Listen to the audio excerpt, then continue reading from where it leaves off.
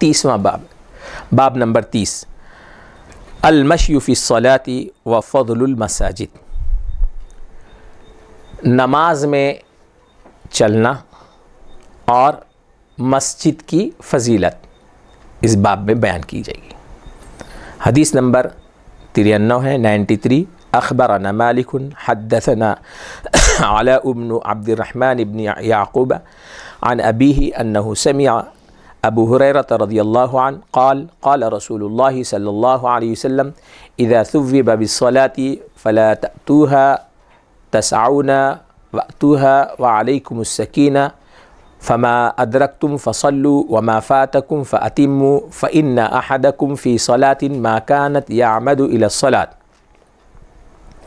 امام محمد رحمۃ اللہ علیہ فرماتے ہیں کہ ہم کو خبر دی، امام مالک نے، وہ فرماتے ہیں کہ ہم کو خبر دی علاء بن عبد الرحمن بن یعقوب نے، وہ روایت کرتے ہیں اپنے والد بزرگوار سے کہ انہوں نے حضرت ابو ہریرہ رضی اللہ عنہ سے سنا کہ وہ فرماتے ہیں کہ اللہ کے رسول صلی اللہ علیہ وسلم نے ارشاد فرمایا، جب نماز کے لیے بلایا جائے دوبارہ تو تم دوڑتے ہوئے مت آؤ بلکہ پرسکون انداز میں آؤ۔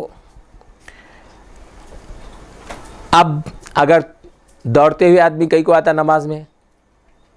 کہاں نماز چھوٹ جاتی کہ آخر وقت میں آتے تو اس کی وجہ سے کہاں نماز چھوٹتی ہے کہ بلکہ انہوں کیا کرتے تیزی سے آتے۔ تو فرما رہے ہیں کہ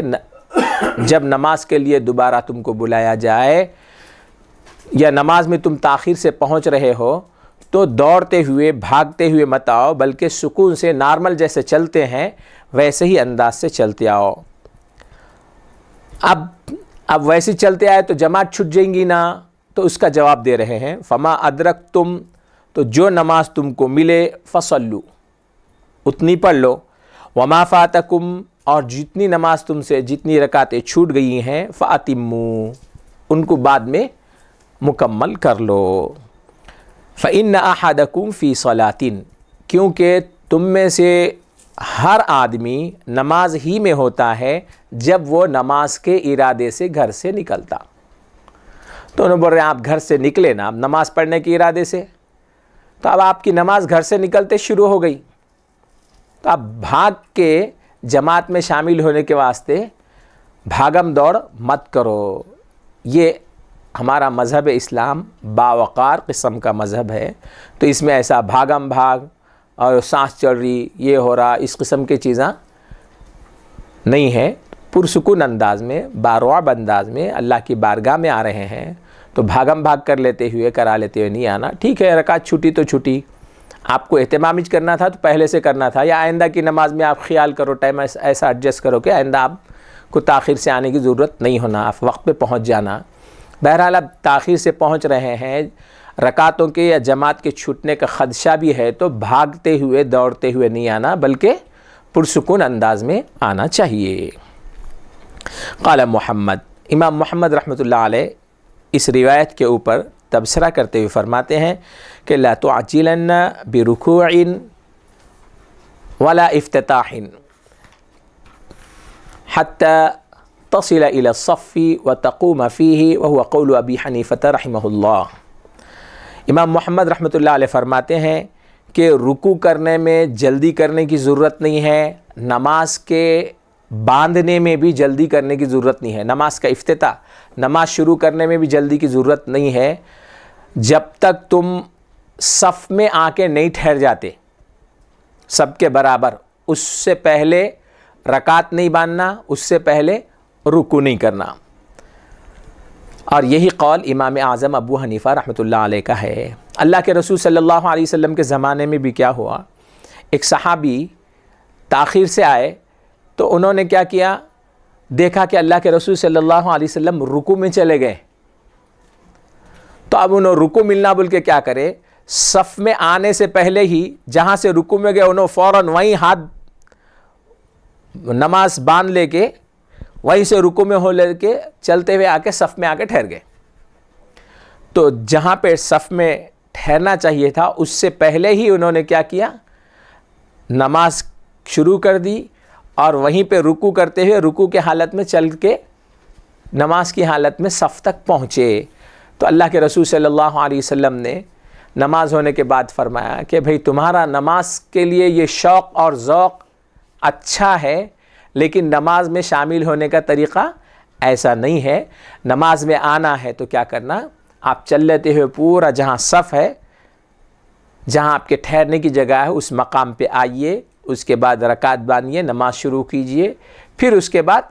رکوع سجدہ جو بھی آپ کو ملتا ہے وہ کر لیجئے، جتنا ملا اس کو مکمل کر لو، اور جو چھوٹ گیا ہے اس کو بعد میں اس نماز کو تکمیل کرو، یہ بتانا چاہ رہے ہیں۔ حدیث نمبر 94 اخبرنا 94 اخبرنا مالک حدثنا نافع ان ابن عمر سمع الاقامة وهو بالبقيع فاسرع المشي۔ امام محمد رحمۃ اللہ علیہ فرماتے ہیں کہ ہم کو خبر دی، امام مالک نے، وہ فرماتے ہیں کہ ہم کو حدیث بیان کی نافع نے کہ عبداللہ بن عمر رضی اللہ عنہ نے اقامت کی آواز سنی جب کہ وہ جنت البقیع میں تھے، تو تیزی سے چل کر آئے۔ اس روایت کے اوپر امام محمد رحمۃ اللہ علیہ تبصرہ فرماتے ہوئے کہتے ہیں قال محمد وهذا لا بأس به ما لم يجهد نفسه۔ امام محمد فرماتے ہیں کہ ایسا کرنے میں کوئی حرج نہیں ہے جب تک کہ سانس نہ پھولے۔ آپ اتنا تیز چل کے آ سکتے ہیں کہ جس سے سانس نہیں پھول رہی، یعنی تھوڑا تیزی سے چل سکتے، بالکل ٹہل لیتے ہوئے ایسا بھی نماز جاری تو ایسا ٹہل لیتے ہوئے سکون سے بھی ویسا بھی نہیں آنا ہے۔ نماز جاری تو کیا کرنا ہے، تھوڑا تیز آ سکتے ہیں، لیکن اتنا بھی تیز نہیں کہ سانس پھول جا رہی، پوری ہڑبونگ مچ جا رہی، ٹھوکر لگ جا رہی، وہاں دھکا دے رہے، یہاں گر جا رہے، وہ فرش پہ سے پھسل جا رہے ہیں، بھاگ لیتے آ رہے ہیں، تو یہ سب چیزاں کرنے کی ضرورت نہیں ہے، سکون سے آؤ۔ تو تھوڑا تیز چل سکتے ہیں نماز کو پانے کے لیے۔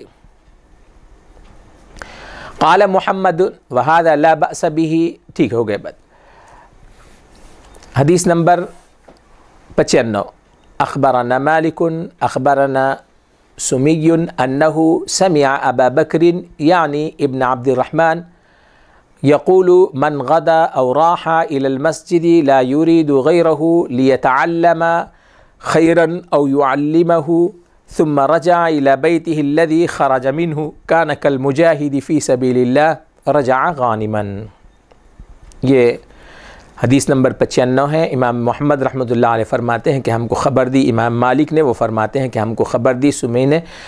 کہ وہ فرماتے ہیں کہ انہوں نے ابو بکر بن عبد الرحمن سے سنا کہ وہ کہتے ہیں کہ جو آدمی